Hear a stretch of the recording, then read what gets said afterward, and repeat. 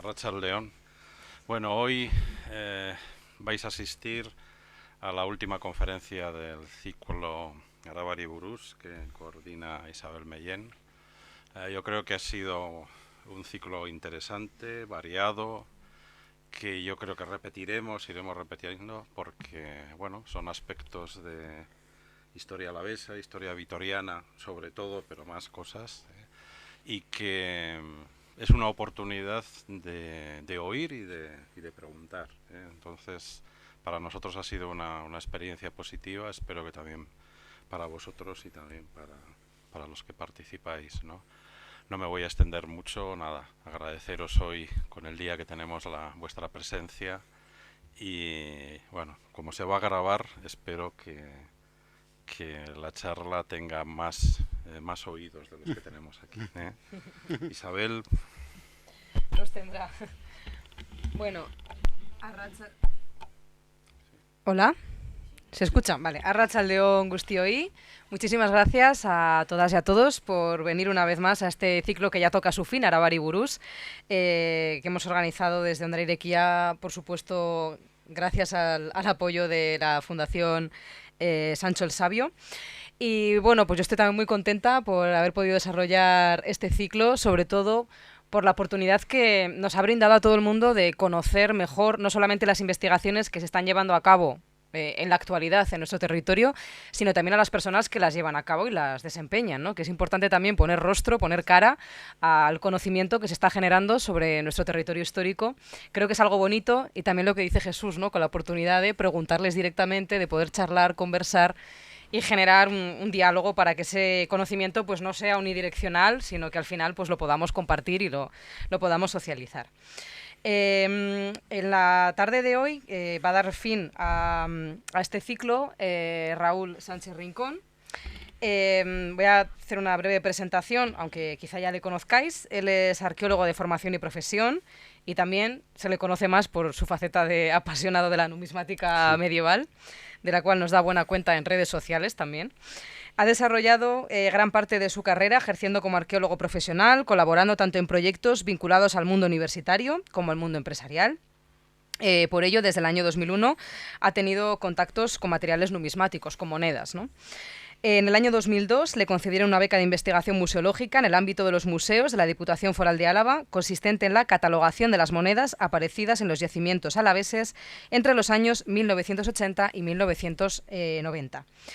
Y desde entonces ha realizado casi 30 trabajos entre artículos y capítulos de libro y ha publicado todo ello sobre este tema de la numismática, del cual es el principal especialista, si no el único, que tenemos en nuestro territorio. Sí. Mayoritariamente, este trabajo está relacionado con monedas medievales recuperadas en intervenciones arqueológicas llevadas a cabo en Álava, pero también ha investigado y ha escrito algún estudio sobre moneda romana.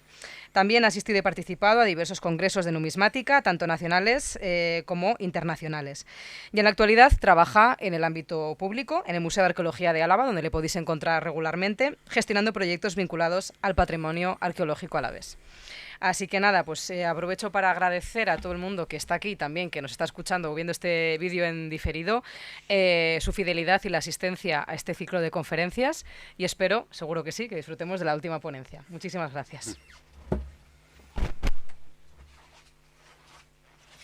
Sí, ¿se escucha? Sí. Arratsaldeon, buenas tardes. En primer lugar, quiero agradecer a Isabel Mellén su amable presentación. También le quiero agradecer que gracias a ella estoy dando esta charla porque me lo propuso, y del mismo modo también quiero agradecer a la Fundación Sancho el Sabio el ofrecerme esta oportunidad de, no sé si se me escucha bien, sí, de hablar sobre monedas, que es un ámbito poco conocido y del que no se suele hablar. Y también os quiero agradecer a todos los que habéis venido aquí a escucharme, porque no, ya sabemos que el lugar está un poco alejado, no es el día más propicio para moverse de casa, entonces os quiero agradecer que hayáis venido a escucharme. Bueno, pues hoy voy a hablar sobre la falsificación de monedas, y para eso voy a utilizar varios ejemplos que tenemos en el Museo de Arqueología de Álava. Pero antes de entrar en materia, no soy nada original. Esto se lo copié recientemente hemos hecho unas charlas en el Museo de Arqueología de Álava, que también ha codirigido Isabel con la UNED sobre el yacimiento de Iruña Velella, y en la última charla que dio Paloma López Sebastián, que es restauradora del Servicio de Museos de la Diputación Foral de Álava, ella al introducirse comentó cómo llegó ella a ser restauradora. Pues yo ahora aquí, antes de hablar de monedas, voy a decir cómo llegué yo a las monedas. Yo estudié Historia aquí en la Facultad de Geografía, Historia y Historia del Arte de Vitoria, y empecé, hice la carrera, y durante la carrera, pues allí las monedas no las veíamos, y básicamente en verano excavábamos básicamente en prehistoria. A raíz de excavar en prehistoria, cuando acabé la carrera, una de esas compañeras estaba trabajando en el Museo de Arqueología de Álava, era la empresa Atrium Culturalia, y necesitaban gente para digitalizar unas piezas. En concreto estaba José Ignacio Vegas, no hace mucho fallecido, estaba preparando un artículo sobre San Juan ante Portalatina y necesitaban a alguien que digitalizara las piezas líticas. Ya estando allí, surgió que este es el antiguo Museo de Arqueología de Álava, que estaba en la calle Chiquita con Correría. En la galería donde está el jardín, allí había una sala de medieval, que justo cuando yo entré a trabajar en el Museo de Arqueología en el año 2001, se decidió desmontarla. Entonces me encargaron hacer la documentación del desmontaje y de las piezas. Y allí, que es aquí arriba tenéis el museo, esta es la sala, aquí en el jardín, y esta es la vitrina 3, que ahí estaban expuestas las monedas del túnel de San Adrián, y cuando me tocó catalogarlas me llamaron mucho la atención. Estaba yo con los libros catalogando y me pareció un tema apasionante. Cuando estaba acabando el instituto nos hicieron una encuesta para ver qué era lo más adecuado que estudiáramos, y a mí me salían unas cosas muy raras. Me salió detective o astronauta. Y acabé siendo el detective de la historia, los arqueólogos, que es como me gusta decir un poco. Y entonces, lo de las monedas me llamó mucho la atención porque, aparte de que son un resto arqueológico, son un documento histórico en sí. Te cuentan muchas historias. Y yo empecé ahí, en ese momento, a aprender de ellas. También, otra de las... El Tesorería de Otaza me marcó mucho, y otros había una vitrina que explicaba el hallazgo del Tesoro de Otaza. Voy a poner el tiempo porque luego igual el Tesoro de Otaza, que también, digamos, me ha marcado mucho. Bueno, después a raíz de esto, que como ha comentado Isabel, una compañera que trabajaba en ese momento, Elisa García Retes, me comentó, pues van a salir unas becas de investigación que ahora ya no existen, pero el Servicio de Museos antes sacaba unas becas pues para investigar las colecciones de los museos. Entonces me animó a que catalogara piezas numismáticas porque no las tenían catalogadas. Bueno, dicho esto, voy a hablar del libro. Como Paco, voy a hablar de la falsificación. Y antes de meterme voy a explicar un poco. Yo voy a hablar de falsificaciones ilegales, digamos, ilegales de antiguo. Pero esta es una categoría que está sacada de un investigador navarro, que es Miguel Ibáñez, que lo toma a su vez de un investigador anglosajón, no sé si es escocés o inglés. Y entonces tenemos, por un lado, lo que serían las falsificaciones modernas de monedas antiguas, que ha habido siempre. De hecho, hay ciertas falsificaciones que ahora ya no son tan modernas, pero en su momento eran modernas, que ahora tienen bastante salida. Por ejemplo, en el Renacimiento había un artista, el Padovano, que se dedicaba para hacer para los coleccionistas, hacía monedas, hacía réplicas de monedas romanas, que ahora tienen una alta cotización, pero vamos, de eso no vamos a hablar. Luego estarían las falsificaciones de época, es decir, antiguas. Están, por un lado, las falsificaciones ilegales, es decir, que no hay una autorización del poder emisor, y luego esto es un poco oximorón, hay falsificaciones legales, si es una falsificación muy legal no puede ser, pero así se les llama, o imitaciones, y son llevadas a cabo con el consentimiento y autorización de una autoridad, un rey, un señor feudal o eclesiástico. Y luego, dentro de las falsificaciones legales, están dos categorías, unas que le llaman las copias, y dentro de las copias estarían unas réplicas que son muy similares a las propias monedas, están hechas por otros monederos y son difíciles de saber cuál es la original y cuál es la copia. Luego hay otras que van degenerando el estilo hasta que ya acaban en siendo que no se parecen en nada al original. Y luego ya estarían, que yo prefiero llamarles estas imitaciones, son las adaptaciones o derivados, es un poder emisor decide copiar el de otro rey o otro monarca, pero lo que hace es, en vez de, pone su propio nombre, es decir, no intenta que cuele por la de otro rey. Entonces os voy a poner unos ejemplos para explicar un poco esto que estaba hablando. Esto sería una copia, una réplica casi idéntica al original. Estos son unos peniques anglosajones. Estas son, como lo pongo aquí, son copias de buena ley. Es decir, buena ley es el metal noble que debían llevar cada moneda, que tiene el mismo valor y el mismo peso que las originales. Y entonces solían acuñarse para utilizarla en otros mercados que estaban acostumbrados al uso de monedas, o para sustituir a las originales. Entonces, aquí a la izquierda está, no sé si no se ve el puntero. No veis el puntero, ¿no? La A, esa es una original, es de Etelredo II. Se ve, claro, el tema no hay un puntero, ¿no? Que era para indicar un poco. Se ve la leyenda que pone Edelrex, es que claro, sin marcar. Edelrex Anglos, y luego pone aquí Leofric, que es Mo, que es el monedero, y Caent. Hay una C y hay una A y una E de Canterbury. En cambio, esta es una copia escandinava que, si os fijáis un poco las letras, aunque está bien hecha, no se parece a la anterior.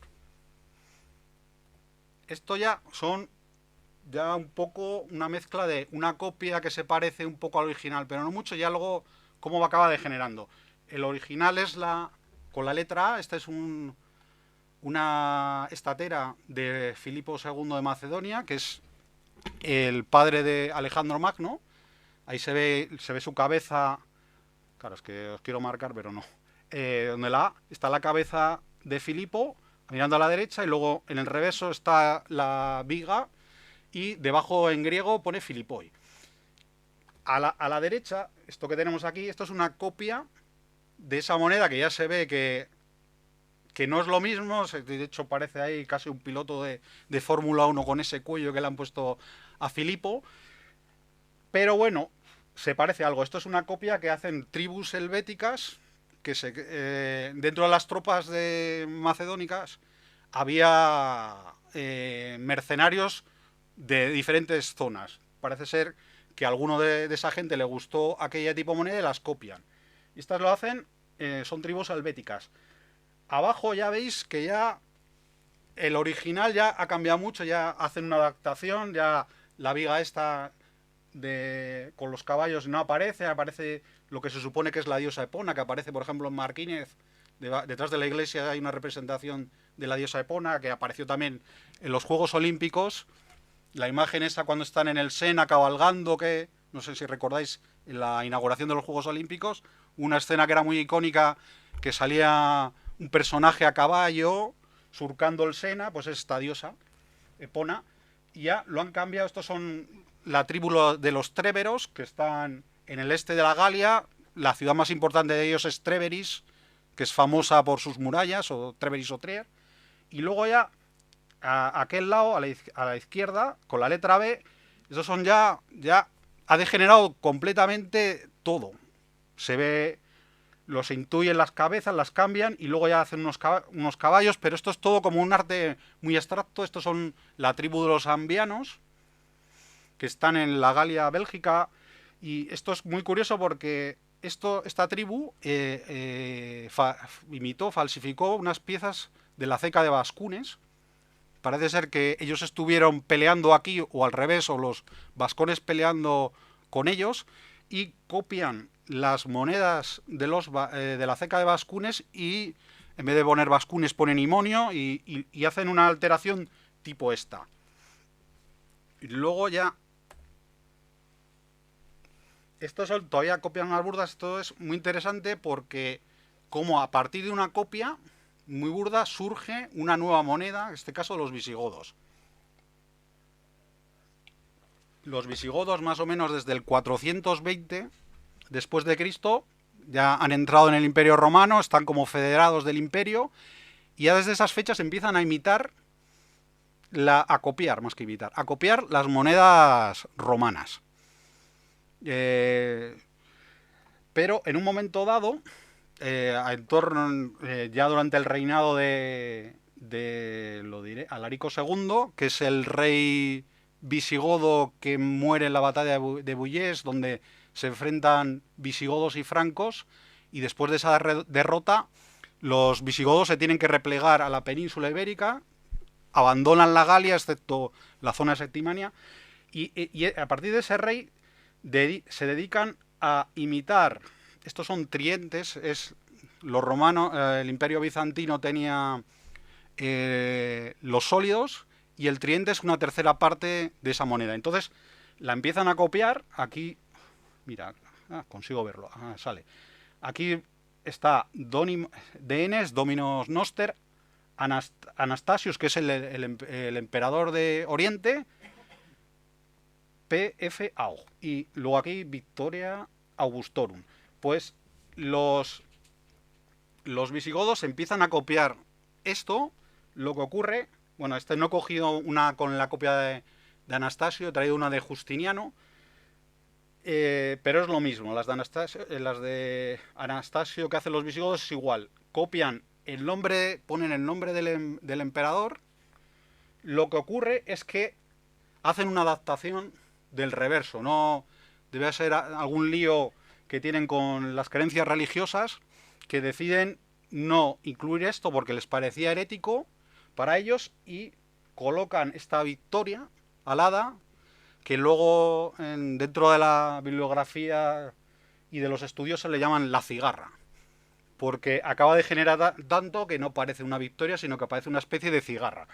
Entonces veis que han cambiado todo aquello y ya llega un momento, además es muy interesante porque a pesar de Justiniano, es el emperador que intenta recuperar parte del imperio. Es decir, el imperio de Occidente cae en el 476 y Justiniano, que reina entre estos años, intenta recuperar parte del imperio de Occidente, recupera zonas de Italia, de África y de la península ibérica. Él llega, los visigodos en aquellos tiempos estaban continuamente en pelea entre ellos y en un momento dado están Atanagildo y Agila peleando por controlar el reino y Atanagildo le pide ayuda a Justiniano y Justiniano ve que todo el monte es orégano y se dedica a conquistar. Es un poco lo que pasa en el 711,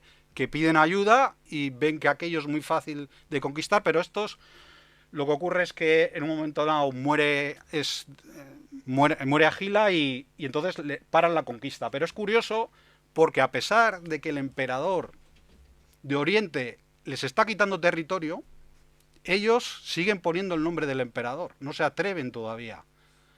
Ellos saben que tienen el poder en Hispania gracias a que son federados y tienen un pacto con los romanos. Pero llega Leovigildo y decide que hasta aquí hemos llegado, es decir, han roto el pacto y entonces vamos a dejar de poner el nombre del emperador de Oriente. Entonces hace unas pruebas, estas son monedas de Leovigildo, que ya veis cómo ha acabado esto degenerando. Ya es casi un dibujo infantil muy esquemático. Y aquí empieza a poner unas leyendas que no se sabe, no sé si son pruebas. A ver, pongo aquí un poco y a ver si pasa algo. Le llaman las de tipo Curru, porque empieza aquí Curru. Sigue con la victoria alada, que cada vez va degenerando más, hasta que ya llega un momento que él decide poner su nombre. Es decir, ya hay una transición en la que aparece su nombre y el del emperador, pero ya llega un momento que decide que no, y aquí se puede ver Liu Vigil-Dus. Es el primer rey visigodo que se atreve a poner su nombre en las monedas y romper con Oriente. Y esto es lo último que hablábamos de las adaptaciones. Esta es una moneda muy interesante. Esta está en el Museo de Arqueología de Álava. Esta estaba en el tesorillo de Otaza y me costó mucho tiempo dar con ella, porque esta estaba clasificada, a ver, sé que, mira, aquí, estaba clasificada como que era de un rey leonés, de Alfonso IX o Fernando II. Es un problema que hay cada vez que se va a catalogar monedas. Si aparece un león, aquí siempre se da porque es del reino de León, pero en la Edad Media hay diferentes reinos que aparecen el león. Está en Escocia, está en los Países Bajos, hay en Chipre, hay en muchos sitios. Y hay en Aquitania. En concreto, esta moneda que apareció en el túnel de San Adán es una imitación de esta moneda que es de un rey inglés como duque de Aquitania. Son monedas raras que no es fácil conseguir buenas fotografías. Igual me tenéis que creer un poco de lo que digo. Aquí pone ED de Eduardus Rex y Anglied de Inglaterra, y en el reverso Dus Aquitania, es decir, rey de Inglaterra y duque de Aquitania. ¿Qué ocurre? Esta moneda no es de él. Así como en la península ibérica y en otros reinos, el poder de acuñar moneda y de emitirla solo recaía en el monarca. En Francia hay un montón de señores feudales y eclesiásticos que pueden acuñar moneda. Y esto concreto lo hizo un obispo de Viviers, que es en la zona de la Provenza francesa. Y en toda esa zona hay una serie de señores que es la guerra de los 100 años, y dice, pues vamos a aprovechar que están aquí peleándose, copio las monedas de ellos y las cuelo en el mercado y saco beneficios. Pero lo que no hacen es poner el nombre del rey de Inglaterra. Ellos lo que ponen aquí, no se ve muy bien, pero lo que pone Daimari es Daimar, porque este es Aimar III de la Bull, que es el obispo de Viviers, y EPS de Episcopus Vivariense. Y bueno, y después de este pequeño rollo, ahora ya va a ser un poco más hablar de las piezas que tenemos en el Museo de Arqueología de Álava, y de hablar un poco de las técnicas de falsificación. Estas son las principales métodos para fabricar moneda ilegalmente, aunque también se utiliza en la moneda legal. Está por un lado, estas son el forrado. Esto lo que consistía es, tenían una moneda, una pieza de cobre, es lo que se ve aquí. A ver si consigo sacar el... No lo localizo. El cursor se... Pues algo aquí. Esto es la pieza de cobre. Lo que le ponen por debajo es una lámina del metal noble que quieran utilizar. Y entonces lo martillean y luego le ponen otra lámina aquí. Lo que hacen es doblar. Es un poco el método que se utiliza para forrar las monedas de chocolate. Que le ponen, está el chocolate por dentro y luego le ponen una lámina de metal. Pues esto es uno de los métodos que se utilizan, y quizás es el más antiguo. Ya, por ejemplo, Heródoto en el siglo V a.C. habla que Polícrates de Samos le están asediando la ciudad los espartanos, y dice, bueno, dejamos de asediar la ciudad si nos dais monedas de oro, y les metieron monedas de oro, pero del falso. Otro que es muy interesante, esta es la amalgama de mercurio. Lo que se hace es, A es el disco de cobre, Luego lo que hacen es, con mercurio, con una mezcla de mercurio de un metal noble, que puede ser el oro o la plata, un poco como se hacían antes los empastes de dientes, que es por amalgama de mercurio, hacen una pasta, lo recubren la moneda, luego la meten en un horno, calientan, que es lo que se ve ahí, entonces lo que se hace, evapora el mercurio y se fija el metal noble. Y da la sensación que es verdadera, pero no. Esto lo podemos ver gracias a los análisis metalográficos que se hacen con las nuevas técnicas. Se puede llegar a ver esto, que ya veremos un ejemplo. Luego estaría el método de inmersión en metal, el metal en líquido, que parece que es el más sencillo, pero es el más complicado, porque, por ejemplo, el cobre, la plata tiene un punto de fusión bastante más alto que el cobre, entonces hay que tener cuidado porque si lo metes se te puede fundir la moneda. Pero sí que ha habido ejemplos de denarios romanos republicanos o de denarios ibéricos en el que se ha constatado que existe esta técnica para utilizar, pero no es muy habitual. La más habitual es el blanqueado superficial, que aparece mucho en bronces bajo imperiales y en vellones medievales. Lo que hacen es hacen una aleación de cobre con algo de plata, y luego por una serie de procesos químicos que las oxidan y luego los meten en ácidos, y al golpear sale la plata y entonces lo recubre, pero con el uso el metal noble desaparece. Y luego ya, esto es rarísimo en la Edad Media, las sales o coluros de plata. Claro, el gran problema que hay para detectar a veces este tipo de falsificaciones es que de visu, a simple vista, puedes pensar que es de una manera, pero es necesario hacer otro tipo de analíticas con una serie de aparatos para cerciorarse y poder asegurar 100% que se ha hecho así, porque ya vamos a ver varios ejemplos que varios investigadores pensaban que se habían falsificado esas monedas de ese modo, pero no era así. En los años que yo llevo investigando, básicamente he utilizado dos aparatos. El que está a la izquierda es el microscopio electrónico de barrido, que luego suele tener una serie de analizadores que te da la composición metálica de las piezas. Y luego este es el microscopio electrónico de barrido. Este es un aparato portátil. A veces tiene la pistola esta que tiene aquí, pero tiene la opción de luego meterlo dentro del equipo. Y ahora ya vamos a empezar. No sé cómo voy de tiempo, voy bien. Sí. Vamos a empezar con casos alaveses.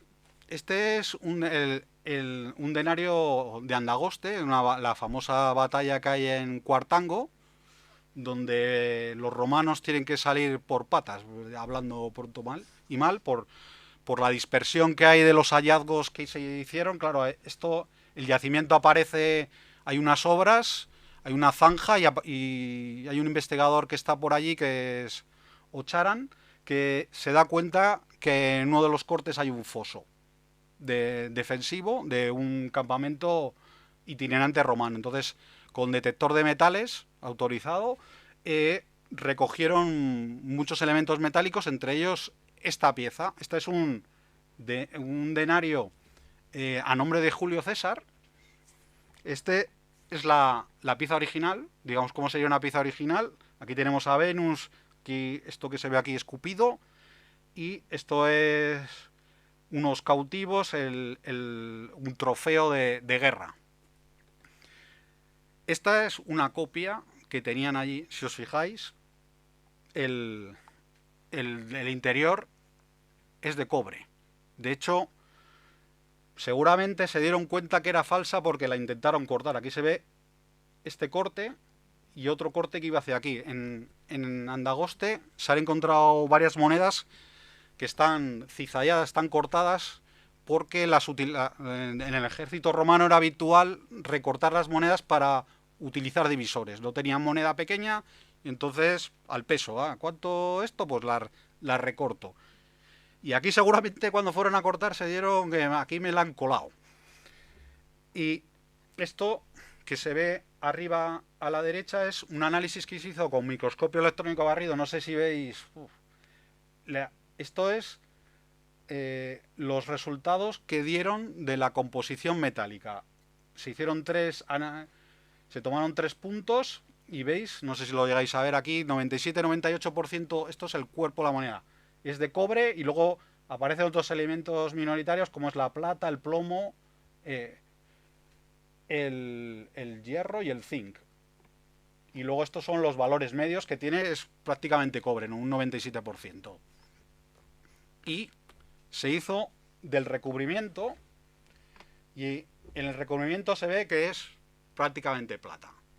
Esta pieza en concreto se ha hecho con lo que hemos hablado antes del forrado o el chapado en frío. Es decir, se ve muy bien cómo está aquí la lámina. Aquí habría otra lámina que se montaba por encima. Esta es otra muy interesante. Esta es una pieza de Nuestra Señora de Uralde. Ya a simple vista ya se ve que aquí hay algo raro, porque está en esta parte se ve bastante bien el oro, pero aquí se ha perdido ese recubrimiento. Entonces, en su momento, cuando la publicaron Eliseo Gil e Idoia Filloy, creyeron que esta pieza se había hecho con pan de oro, es decir, que la habían forrado.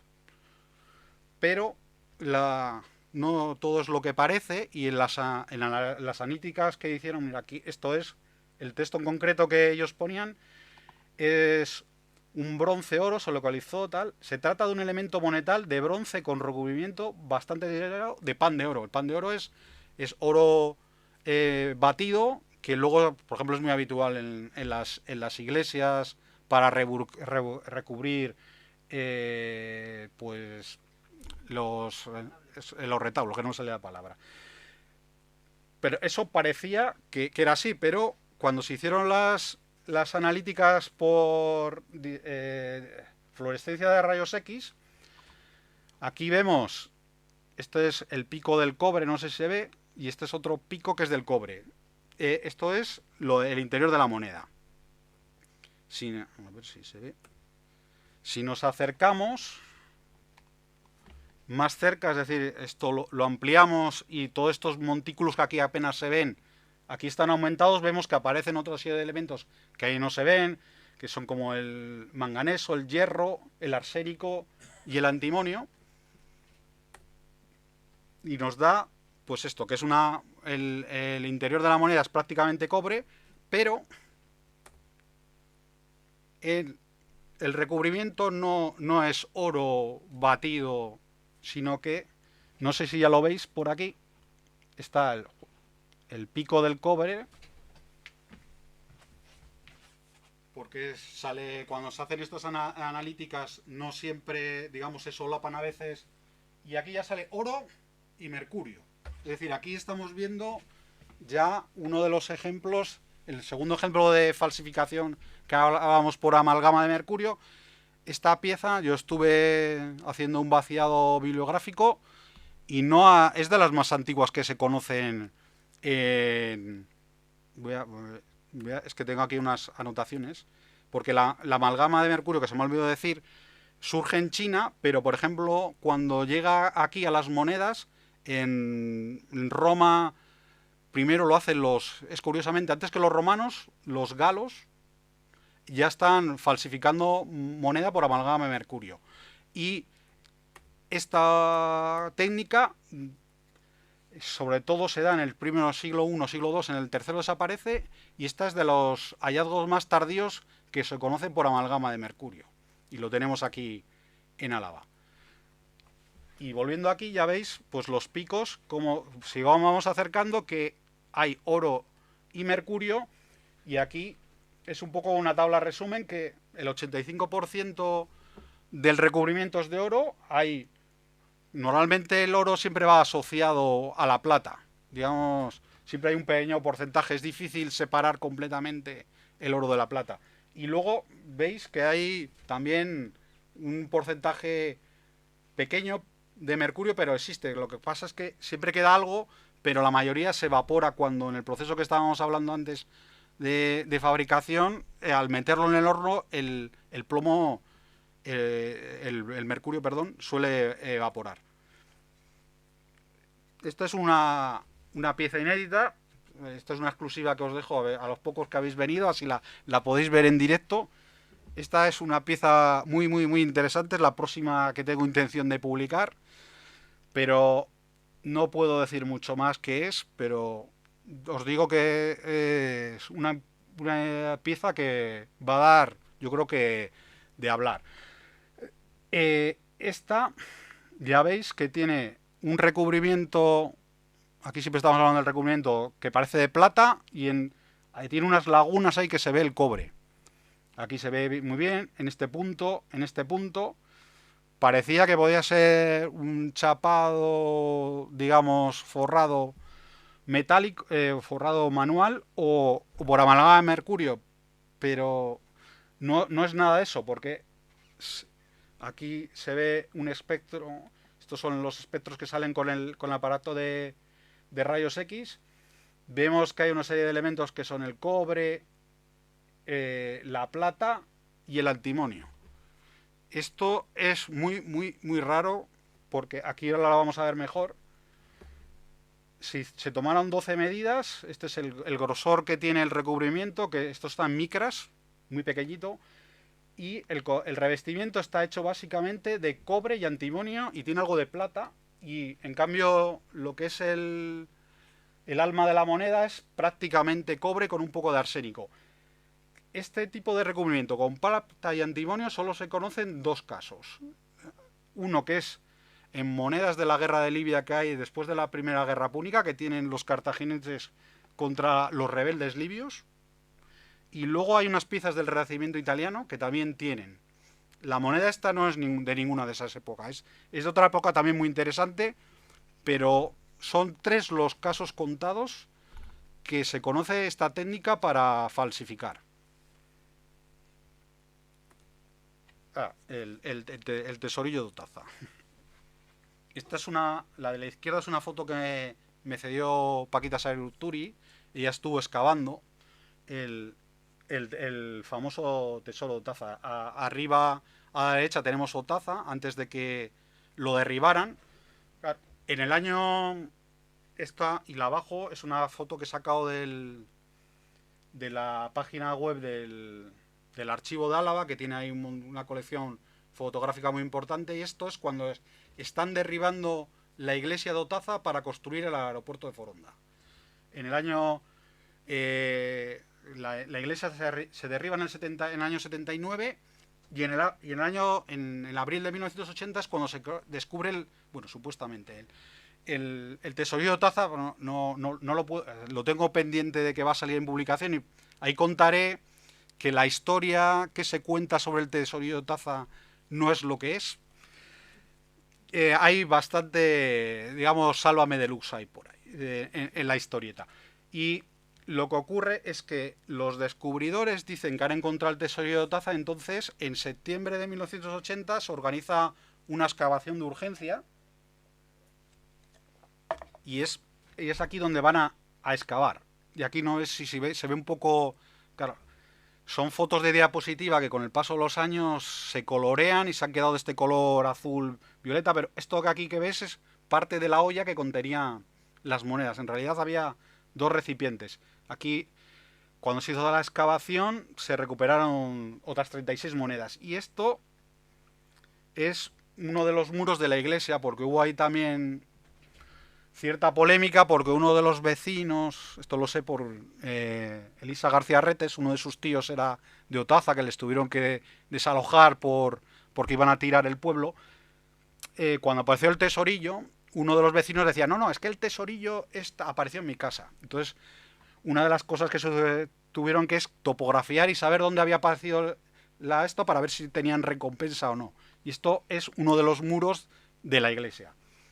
Bueno, yo si recordáis la primera diapositiva que hablaba de la sala de medieval del Museo de Arqueología de Álava, había una reconstrucción de cómo apareció el tesorillo y tal. Y a mí siempre me ha llamado mucho la atención este tesorillo, y cuando leí el artículo que publicaron Iñaki San Vicente y Elisa García Rete sobre el tesorillo, había una frase a mí que me llamaba mucho la atención, que no entendía cómo decía de las monedas que todas son de vellón. El vellón es una aleación que es cobre con plata en diferentes proporciones. Es decir, que se funde el cobre y la plata y con eso, cuando se enfría, se acuñan las monedas. Pero decía, todas son de vellón, dineros de cobre forrados exteriormente por una capa de plata. Eso no es así. Entonces yo decía, pero ¿por qué dicen esta frase tan rara? Porque me llamaba mucho la atención. Entonces, al cabo de unos años, restauraron parte del tesorillo de Otaza. Ahora, si vais al Museo de Arqueología de Álava, en la planta tercera, donde está la sala medieval, está la olla donde apareció el tesorillo y unas monedas, pero no son todas, porque aparecieron 5.034, aunque en realidad debían ser bastantes más. Pero lo que está allí expuesto no son las 5.000, hay 1.000. Estaban guardadas en los fondos y hace unos años se decidió restaurarlas, y cuando las restauraron me llamó Paloma López para decirme, estamos restaurando esto, igual te interesa verlas. Y cuando fui a verlas me llamó la atención que me encontré con estas 4 piezas que digo, claro, ahora me explico yo por qué dicen que son de cobre forradas de plata, porque es que entre las monedas del tesorillo había falsificaciones. Estas 4 en concreto, aquí estas 2 primeras están ya prácticamente cobre, y esta es la que mejor conservada está, y aquí se ven como hay, no sé si lo veis bien, las manchitas de plata que quedan. Esta es la que mejor se conserva. Entonces decidí hacer unos análisis para ver qué era, si era un forrado mecánico o una amalgama de mercurio. Y esto, el microscopio electrónico barrido tenía un analizador, y veis aquí cómo aparecen todos los picos, que se ve el cobre, la plata y el mercurio. Es decir, estas monedas estaban falsificadas por amalgama de mercurio. La última que habíamos visto era la de la fracción de sólidos de Nuestra Señora de Uralde. Luego ese saber pasó a los bizantinos, de los bizantinos pasó a los árabes, porque hay dirhams en la península que están falsificados de esta manera. Había monedas aragonesas falsificadas de estas, y las primeras monedas castellanas que se sabe, porque estas son monedas del rey Alfonso VIII, no se ve muy bien, aquí pone Anfus Rex, y por el otro lado Castela, y el castillo del símbolo parlante del rey. Son las primeras monedas castellanas de las que se tenía constancia que se habían falsificado por esta técnica. Aquí, estas son, con el microscopio electrónico barrido, se pueden sacar fotografías de alta definición. Y entonces os explico un poco. Aquí están las 4 monedas, y en concreto las imágenes están sacadas de la tercera, de esta zona de aquí. Entonces, es como se ve la moneda. Veis que tienen diferentes colores, depende del peso atómico que tenga cada elemento, pues aparecen tonalidades más oscuras o más claras. En este caso las más claras son las de la plata. Aquí está, todo esto son las cuentas, el conteo que hacen en cada punto, en este caso del cobre. En la C es la plata y el D es el mercurio. Entonces aquí se veía que había una anticorrelación muy clara. Donde había plata no había cobre, y donde había plata había mercurio. Es decir, que esto era otra prueba más que la falsificación se había hecho de esta manera. Bueno, y ahora aquí otra exclusiva que os voy a dar por haber hecho el esfuerzo de acercaros hasta aquí. Hasta ahora hemos hablado de diferentes métodos de falsificación, pero hasta ahora no habíamos encontrado un taller. Este es que yo sepa, es el segundo en toda la península ibérica, el segundo taller en el que se encuentra una fragua o un horno de falsificación de moneda. Se conocía uno en el castillo de Alarcos. Alarcos está en Castilla-La Mancha, en Ciudad Real, si no me equivoco. Es famoso porque allí hubo una batalla en 1195 que Alfonso VIII es derrotado, y de hecho es tremendo si os podéis acercar al yacimiento porque estaban, cuando excavaron, encontraron las trincheras, los fosos que defendían el castillo, y están repletos de los guerreros cristianos que murieron allí en la batalla. Es decir, según los mataron, están todos tirados allí, y aquello es tremendo. Fue una derrota tremenda que tuvo Alfonso VIII, y por eso él luego pide al Papa ayuda, y hay una bula papal para organizar lo que fue luego las batallas de las Navas de Tolosa. Pero unos años antes tuvieron una derrota muy grande, y en ese castillo, que luego ya pasó a manos cristianas, se había descubierto un taller de falsificación de moneda, y con este sería el segundo, aquí en Portilla. Es un hallazgo ya de hace unos años. Ahora, en los últimos años, se está llevando una labor de puesta en valor y de conservación y restauración de los restos del castillo, pero ya entre el año 91, 1991 y 94, Javier Fernández Bordagaray estuvo excavando aquí en Portilla, porque este castillo tiene mucha importancia en la historia medieval de la península, porque aquí, entre el siglo XII y XIII, hubo una lucha constante en este territorio entre la monarquía pamplonesa primero, y luego Navarra, y la castellana, por controlar esta zona. Era una zona de fricción continua. Entonces decidieron hacer una excavación arqueológica, una serie de intervenciones arqueológicas entre el año 91 y 94, y en el año 91 lo que se hizo es un levantamiento topográfico del castillo y desbrozar la parte oriental de la cima donde está el castillo, y luego se realizaron unos sondeos. Esto es la planimetría que se hizo en aquel momento. Se ve la planta y la sección, y básicamente arriba lo que hicieron fueron desbrozar esta zona.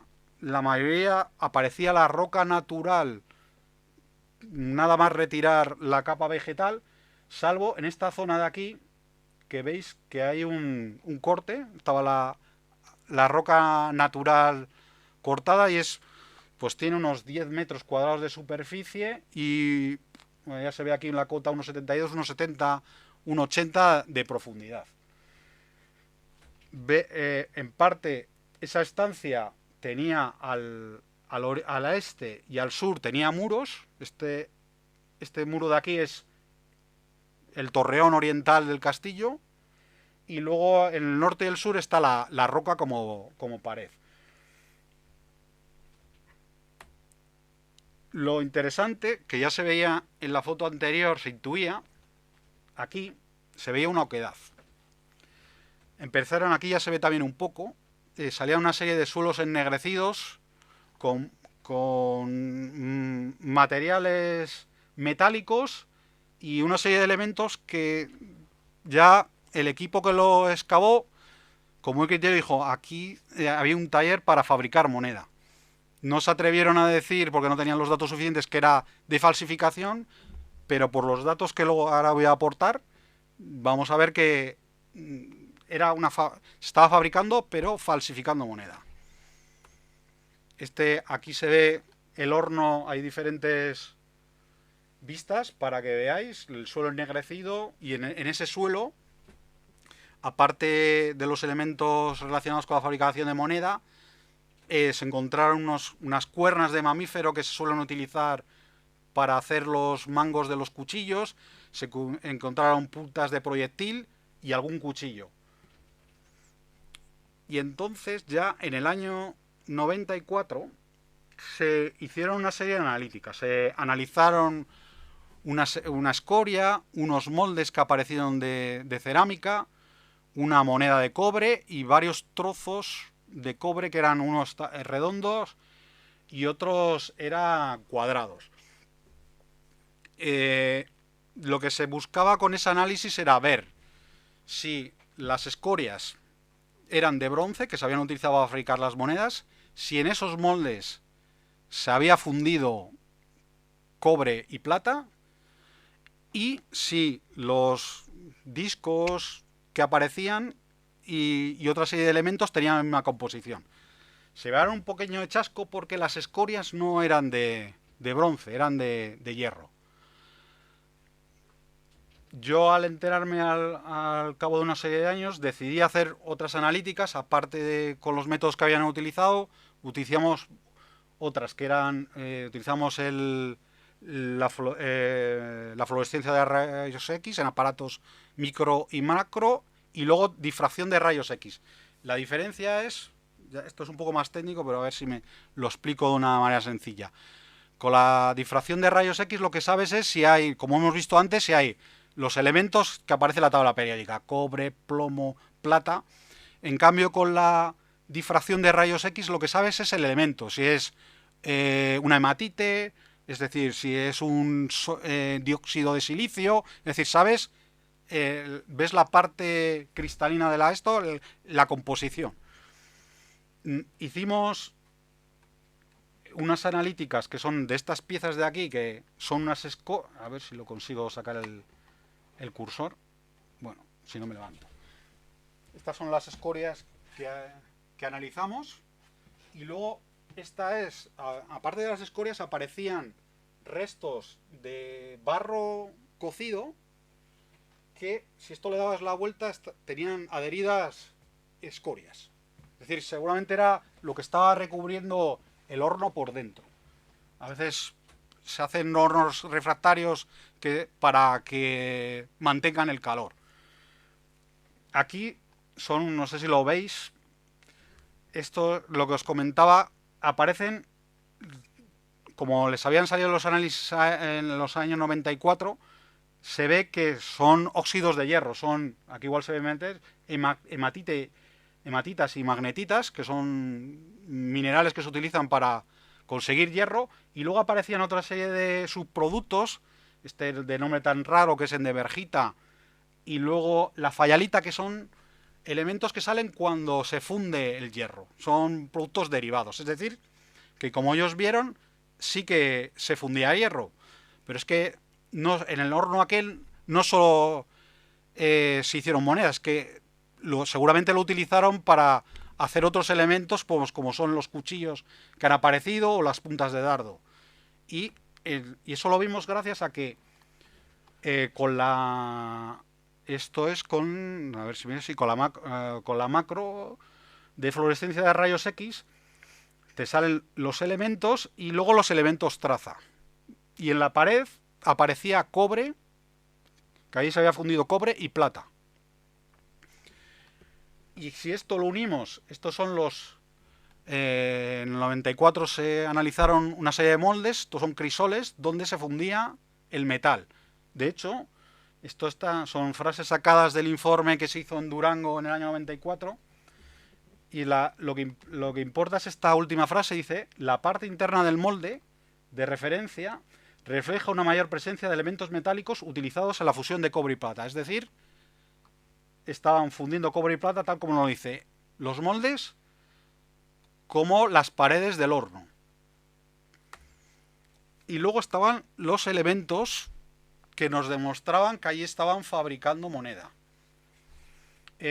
Por la documentación medieval se sabe que en los talleres de moneda lo que se hacía era, se conseguía el metal, se fundía, se aleaba, ahí hacían sus cuentas para ver qué cantidad de cobre con qué cantidad de plata, se fundía, y el método para fabricar las monedas era, normalmente utilizaban una caja de madera que la rellenaban de arena húmeda, y en la superficie marcaban como unos surcos donde echaban el metal líquido, es decir, salían como una especie de láminas, se llamaban aquellos rieleras.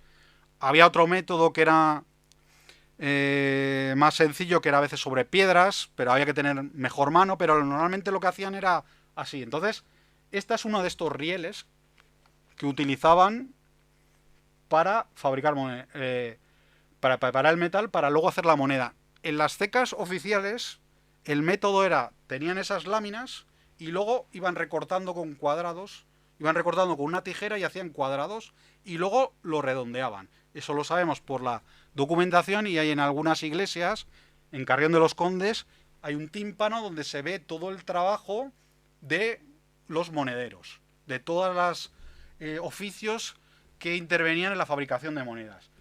Eso, hacían los cuadraditos y luego redondeaban. Pero es que aquí no vemos esto. Es como esto pasaba igual en Alarcos. Aquí tenían una especie de sacabocados o troquel, que lo que hacían era sacar la moneda. De hecho, esto en las cecas oficiales no se hacía así. Entonces sabemos, con esos datos sabemos que esto no era un sitio oficial o un taller, digamos, de emergencia, porque ya no voy a decir la fecha, luego ya verá, pero en aquella época no se fabricaba así. Y aquí vemos el riel este que se le rompió a medio sacar. Aquí vemos otro que se ve muy bien cómo lo estaban intentando sacar y se le rompe. Y luego ya este es el mismo, pero aquí dado la vuelta. Y luego esto es como quedaban los cospeles. Los cospeles son los discos que se crean antes de acuñarlos. Como utilizaban este método, las piezas salían abombadas, parecían como una especie de botón, que luego tenían que aplanar. Y luego todo esto de aquí, que aparece mucho aquí en Portilla, son los restos de los recortes, estos recortes de aquí, que les sobraban. Aquí se ve, por ejemplo, cómo había una pieza aquí, otra pieza aquí, cómo le iban sacando con este sacabocados las piezas.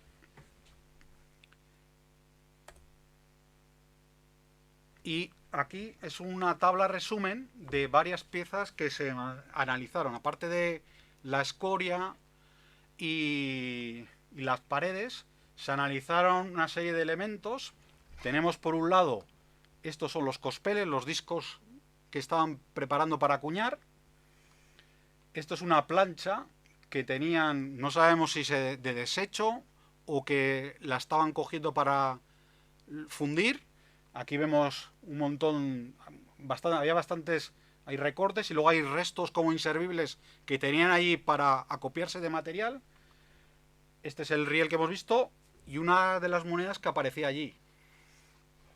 Si os fijáis en los análisis, todos tienen una composición parecida. Prácticamente casi 99% de cobre. Tienen antimonio, arsénico, plata, hierro. Estos son elementos muy minoritarios. Lo único que desentona aquí es un poco la moneda, que sale estaño, pero en el 94, cuando hicieron la analítica de uno de los cospeles, también salía estaño. Lo que es importante es esta cantidad de plata. Es muy poca. Esto llega un 0,19% de la composición de media. De media no. Esta, donde la tenemos aquí, 0,19. Las monedas que estaban acuñando allí debían tener, las que salían en la ceca oficial tenían que tener un 3,39. Es decir, que esta moneda es una de las que estaban falsificando allí. Bueno, y con esto creo que he acabado. No sé si tenéis alguna pregunta.